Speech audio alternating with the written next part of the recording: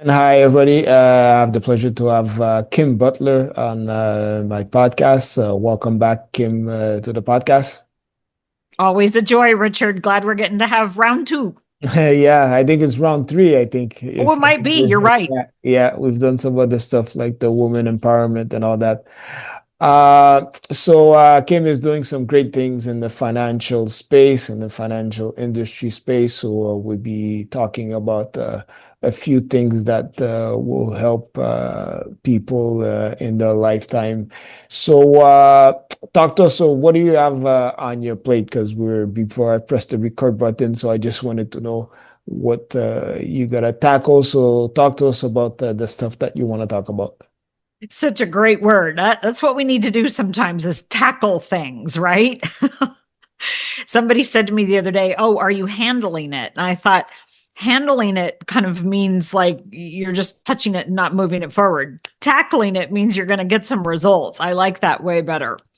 So it's so interesting to me. I'm working on my 12th book. It's called Prosperity Parents, and it is a culmination of uh, really, I'm almost 60, 60 years of education around the personal financial realm because I started learning about personal finances in my early years because of the way that my parents, who were teachers, chose to handle our family's life.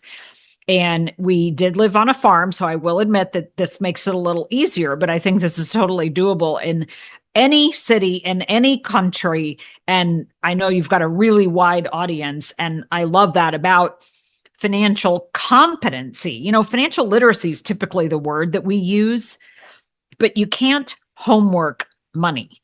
You have to get in and experience it. And so my parents moved from one farm to another when I was in fourth grade. They got me a milk cow, like they literally bought a physical cow that I had to milk that night when we brought it home. And we had the milk and the cream, and that was lovely, but we had too much. And so we sold it. And later, my sister got a cow, and we milked cows and sold milk all during my all during my childhood, fourth grade to 12th grade. And so it was an incredible learning space in personal finance, which I was then able to turn into teaching my young children who are now in their late 20s some things about personal finance. And my adult children are both married and have their own kids. And they are also doing the work around this arena. And all of their kids are under the age of 3. And so it's a really fun thing. You can get started super, super early. And yet, also for those listeners that have kids that are teenagers or what have you, like anything in life, it's not too late. You can make the shift. You can layer in the elements, which I know we'll talk about in your family around the areas of financial competency. All right, so let's start with the parents because financial literacy is not taught in school. So, what if the parents are not financially literate? So, where can they start? Well, that's such a great question because it is so important to identify that us adults are not financially literate. And so I really encourage people to figure out first how they learn best. Do they like to read? Do they like to watch? Do they like to listen? And then dive in and start the learning and be humble and say, I don't know enough about this area. And every single one of us deals with money. We may want to say, oh, money doesn't matter, but it affects everything that matters. All of our relationships, our health, everything is affected by money. And so we might as well get it figured out. And what I love about the financial competency space is it doesn't matter if you're a young adult and earning just a little bit of money, or in your 50s and earning just a little bit of money, or in your 50s and earning a lot of money, or I'll go the other way, a young adult and earning a lot of money. It is so important to get the financial realm handled because if we don't, it creates so much stress. And I'll just share 2 quick stories. I've got a young family that I'm aware of, and they felt like they didn't know anything about money. And I have books, I have podcasts, I have videos. They just dove in and they learned and they learned and they learned. And when they came to me, they had done so much learning in that space that I really didn't have to do much to help them just tweak a few things and improve things. And one of the things we did real quick, as you know from our last podcast, is make sure that they were not depositing their earned income into their checking accounts, into where they pay their bills. Alternatively, I've got another young family. I've said to them numerous times, stop depositing your income into your checking account. Well, we can't save any money. I know. Stop depositing your income into your checking account. Well, we have all this credit card debt. I know. Stop depositing. No progress, right? They didn't tackle it. And so that's just right off the bat, a really clean and clear distinction. And see, last sentence, Richard, on this subject is that the banks are typically the ones that are providing whatever financial education is out there.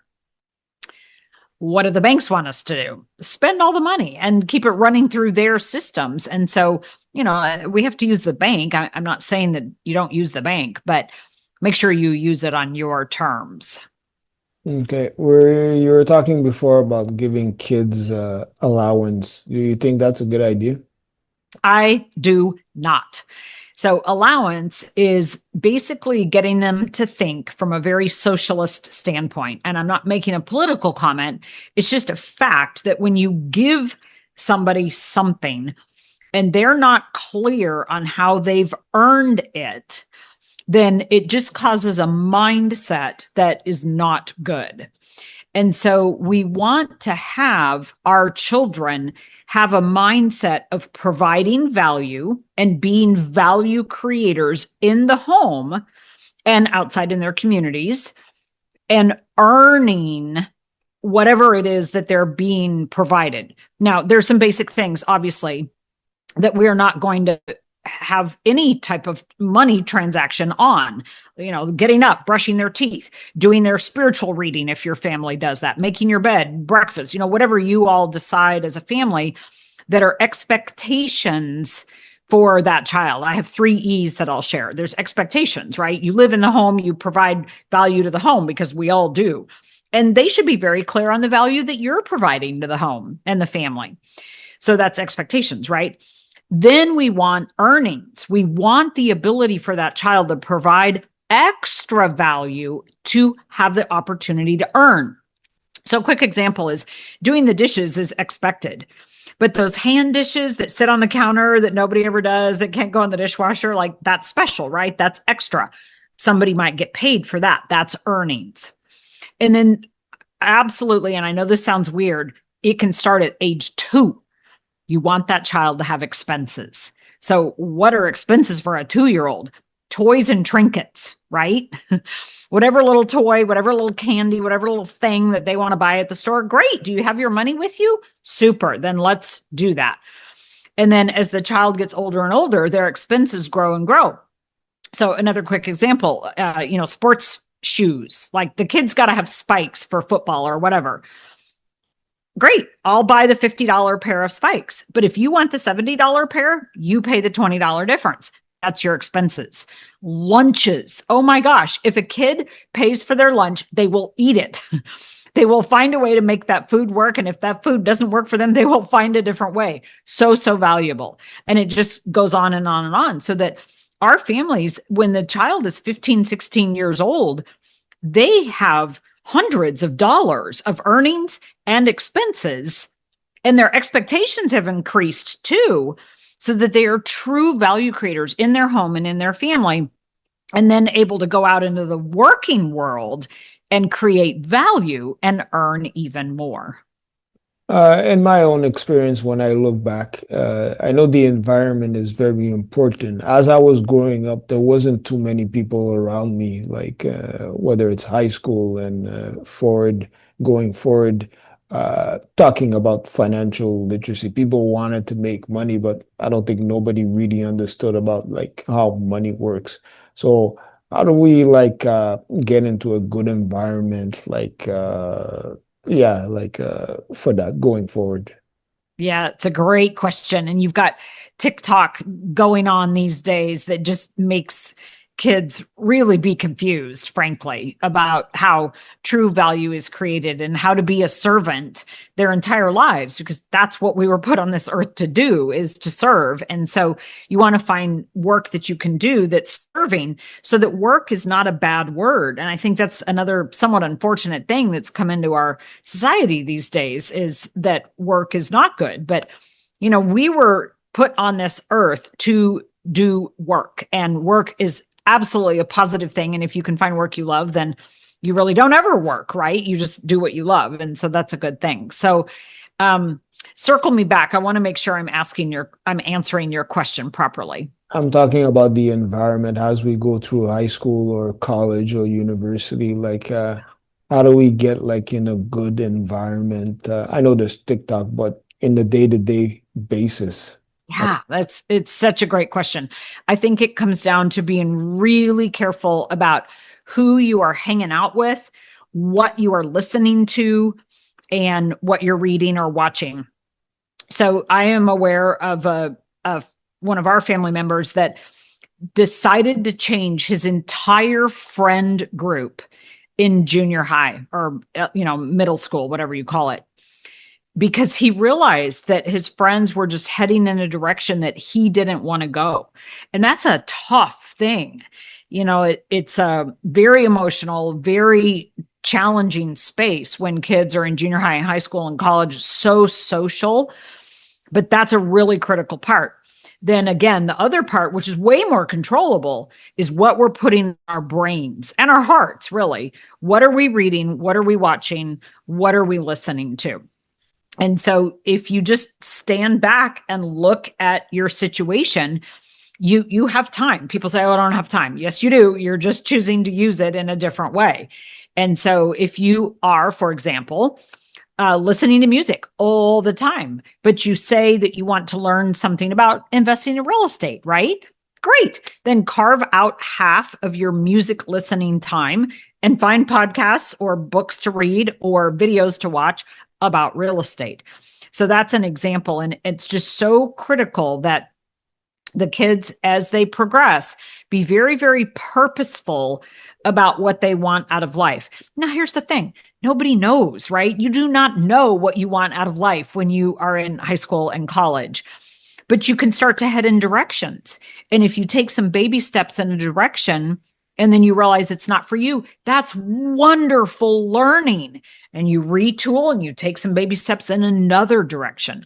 And you learn and learn and learn and discard and just continue to be focused on it and purposeful about it. One thing people realize when they finish university, sometimes when they go into the workplace, they realize like when they start paying bills, they realize that the money that they're making is not enough. So then they want to go maybe into business, into the entrepreneur space. What would you advise like to have knowledge in regards to starting a business or even buying a business? The most important thing is self-knowledge first. So for example, some people are super systematic, right? And I have an exact tip for how to get some of this self-knowledge. And they do ABCD really well, ABCD every single time. Well, they would be really good for a franchise. Other people are super into creating new all the time. They're just constantly in creation mode. They're not going to like a franchise because they're not going to follow ABCD all the time. That's an example of something that you can learn from the Kolbe profile, Kolbe, B as in boy, Kolbe, Kolbe.com. It's $55. It's taken all over the world. It's in like 30 some languages. It is the most valuable self-knowledge tool that I'm aware of. Now, there's others that are helpful. There's Myers-Briggs. There's other personality tests. There's free ones you can get on the internet. Be conscious of what you pay for, right? Like something that's worth $55 has more value than something that's free. So be careful with that. Nevertheless, do what you can to do the self-knowledge so that then when you're pursuing the business to buy or the next thing to work on or job to get, you can be more closely aligned with your God-given talent that you are then serving with, that you are creating value with.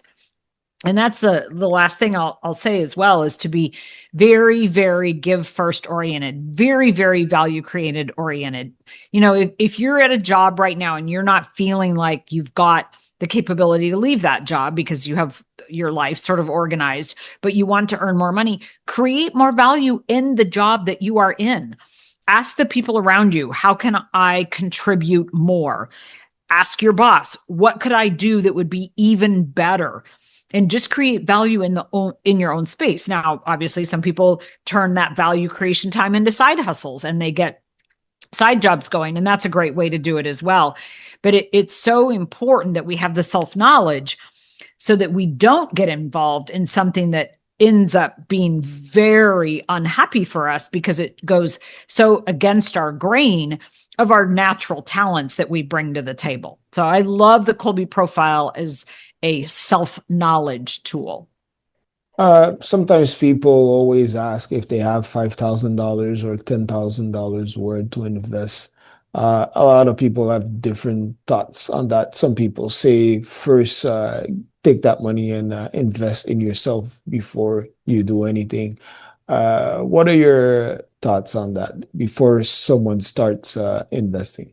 It's such a great question. Absolutely. Invest in yourself. And something like the Kolbe profile would be a good example of that.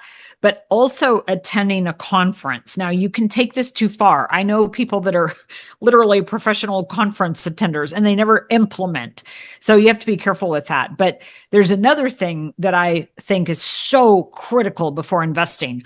And that's making sure that you have that emergency fund. Now, maybe this 5,000 is over and above your emergency fund, but I meet people every day and I ask them, what is your emergency fund number? Like, what is the amount of money that's in your head?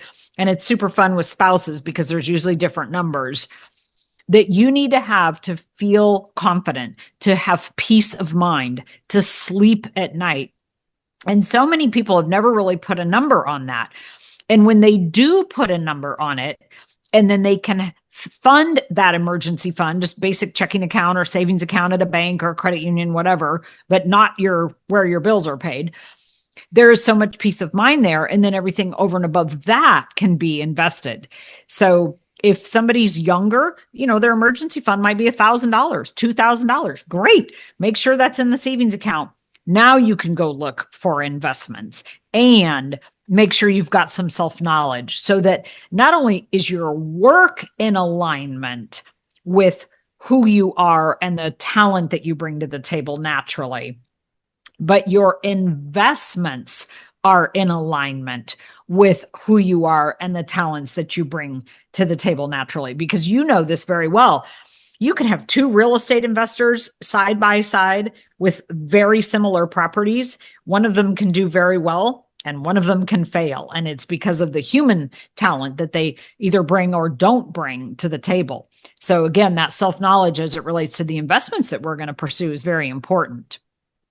People have sometimes they have wishes or goals. They want to be rich or they want to make a lot of money, but they don't have like a target number in regards to that money. And especially it's hard to make money like at a job, because you're at a fixed level and there's only so much you can make. What would you say about that? It's super important to have the why. You want to make a lot of money. Why? You want to be rich. Why? And if you don't have that why, you're not going to be able to pursue and overcome challenges, the things that you need to pursue and overcome. Because with money like that, whether it's high income or high net worth, the being rich part, comes a lot of responsibility. You have to have tax knowledge. You have to have investment knowledge. You have to treat the money properly so that you can treat your relationships properly, because it does all come back to that. The human being that we are, we're not human doings, we're human beings.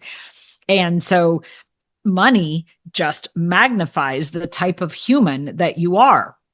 If you're gracious and giving, then you will be more gracious and more giving with money. If you are not, then you will be more, fill in the blank, whatever the negative aspects of human beings tends to proliferate out in the marketplace, and money just magnifies that. So again, it's really important to have that why. And maybe your why is to give a bunch of money to charity. Awesome. That's legit. Maybe your why is to help your family with, whatever they're working on tackling in life. That's legit too. Just be clear on it. So with the cost of living that is rising pretty fast around like almost everywhere, people are a little bit stressed in regards to that. What are some other things that people could do and see a brighter future in regards to their personal finance? Well, first of all, it's very important to know that the cost of living has always been rising and it's always going to rise. Expenses will triple every 30 years. It's not on a linear scale. It's a bit like a hockey stick, but your expenses are always going to be expanding. And I heard a great quote from Tony Robbins just last week. And he said that the best way to overcome inflation, which is expenses rising, is to become more.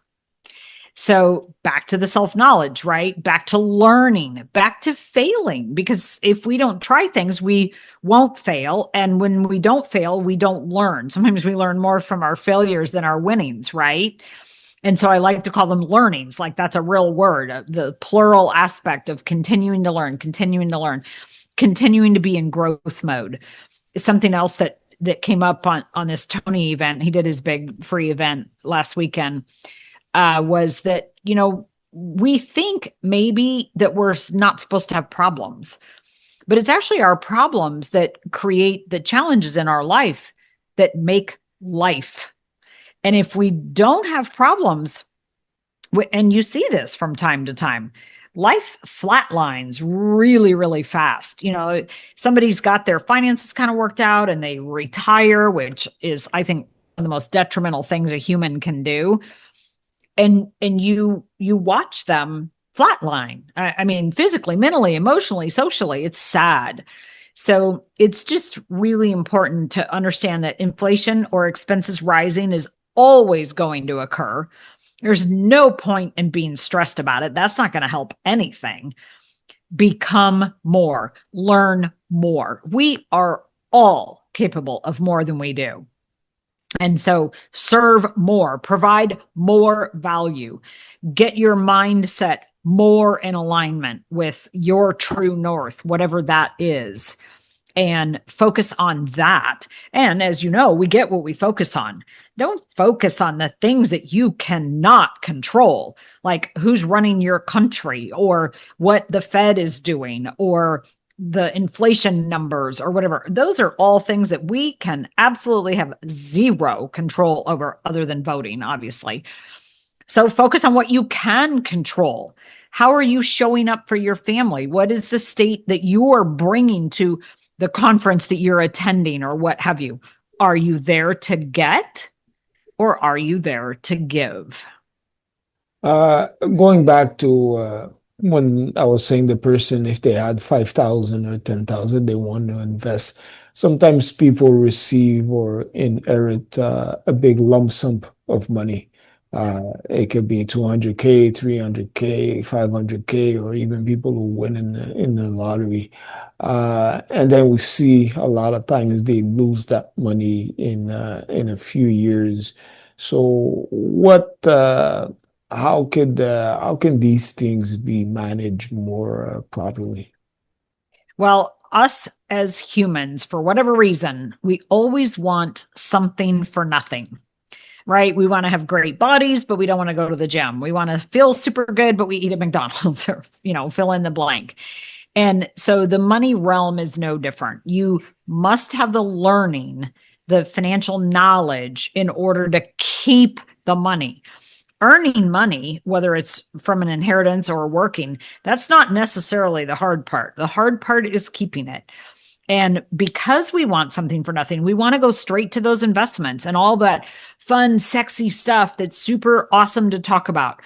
But do you notice that in the investment world, pretty much nobody ever talks about their losses? I have seen millions of dollars lost in my financial career because of investments that failed. And so if somebody does get lucky enough to win the lottery or blessed enough to have an inheritance, I really encourage them to take at least half of it and put it in some guaranteed environments. Maybe it's a guaranteed savings account at a bank. Maybe it's a guaranteed life insurance company that offers even more guarantees around death and around annuities and those very boring spaces where that money, at least half of that money, is absolutely positively going to be there and it is not going to get lost. And then you want to go gamble with the other half, have at it. But just to split it, we all know the statistics about lottery winners. Most of them declare bankruptcy within a shocking period of time.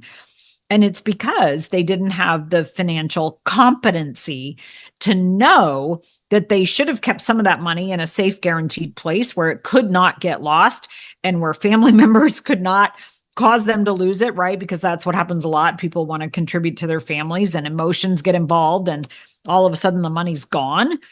And then the rest of it can be played with. And there's nothing wrong with celebrating and playing and cheering and all that.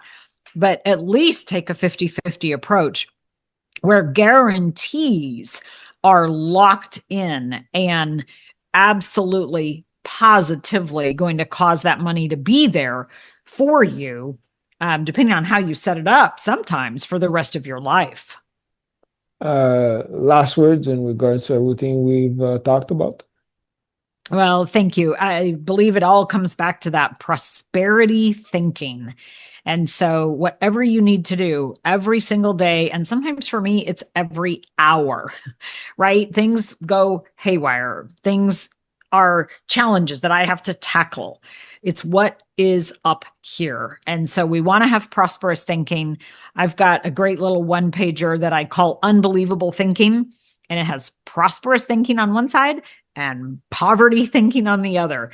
And this is free, right? What we're doing with our minds and our brains is free. We make the choice. We can make the choice every single minute of every single day. It's not easy, but it's doable. And that's the one thing that I recommend to everybody is to do whatever you need to do to put yourself in a position where you can choose that prosperous thinking, because you'll always make better decisions when you're coming at something from a point of prosperity than a point of scarcity. Where can people learn more about you and follow you? prosperitythinkers.com. That is our main website. So prosperitythinkers.com. I also have 11 books on Amazon, a 12th one coming in another year, over 600 podcast episodes, a YouTube channel. I'm on all the socials that are the mainstream ones. So I welcome questions. I love doing Q&A. That's what we got to do today. And I'm always grateful for your questions.